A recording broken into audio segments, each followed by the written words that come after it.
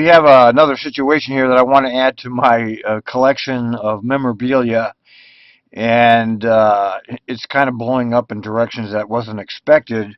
As always, when people freak out about situations, it just heightens the publicity of the situation, and that's what's happening here. First of all, I want to say that if you see this guy on the road,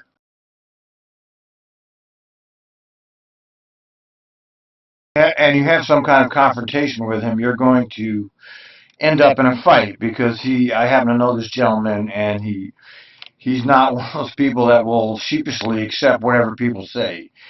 Basically an anarchist like myself, which means we don't accept the authority of whoever's telling us this is the way things are, and we're supposed to do what you tell us. So if you run into him and you confront him, you're going to have a situation.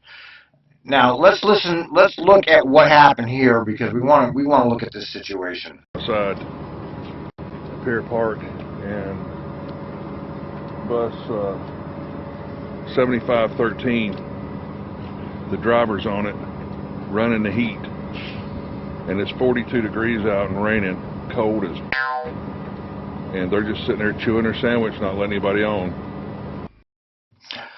All right, well, right there, as far as I'm concerned, he's already won the argument. Okay, he's already won the argument.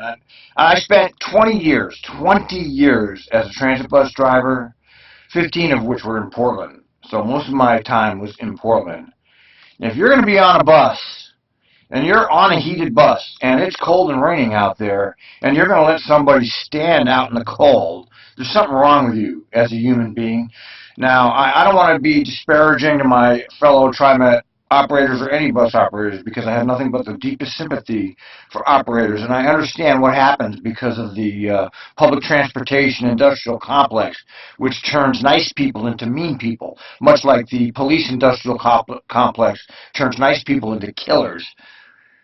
It's not a matter of you, okay? You're on the clock. You're getting paid. You're supposed to be a public servant. Somebody needs shelter, and you're going to let them sit out there and in the freezing cold rain, let them stand? No, there's something wrong with you, okay, as a person. And as much as I want to defend bus drivers, I can't defend these kind of bus drivers. I remember when I worked at Trimet, I would walk into the break rooms, and sometimes I would walk into these conversations where bus drivers were comparing stories of how they left people behind. Like, he was running for the bus, and I left them standing there, and they're laughing about it, okay? There's a lot of really mean people out here driving buses, and I don't support those people. I never will. Just because you're a bus driver and you're a union employee, sorry. If you don't have empathy for people, I don't have empathy for you. And in this situation, here's this man. Does he look threatening to you? He wants to get inside. And you said, no? How do I support you? I don't. I don't support you. I'm sorry, but it's the way it is. So this is the driver right here, and be on the lookout for her. What happened was she stood there for 10 minutes doing her break or whatever, and I mean, I was like 4 feet away from her right outside the door. I turned around to do that first video so I could document what was going on. She opens the door, shuts the door, and starts to pull off immediately. I mean, doesn't say, are you getting on, or are you here to ride? Doesn't check in with me or anything. And I've been standing there for 10 minutes. And so she starts to pull off, and I'm like... All right, this is an example of a bus driver that doesn't give a goddamn about people, okay? These are the kind of people that shouldn't be driving buses, but here they are driving buses.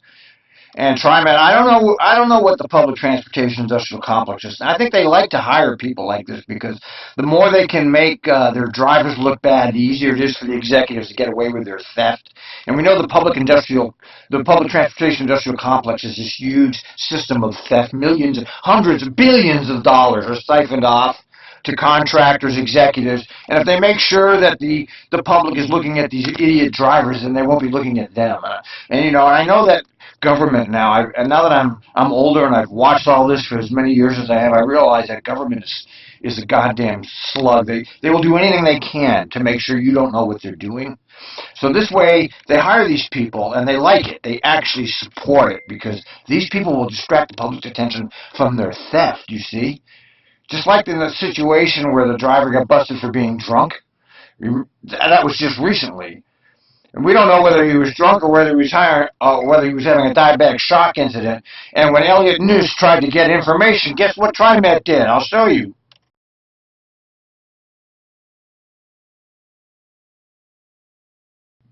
That's right. Trimet wouldn't tell Elliot Noose whether or not this person was having diabetic shock or was actually drunk. So they let all the public relations stand that he was drunk. They didn't do anything to defend him.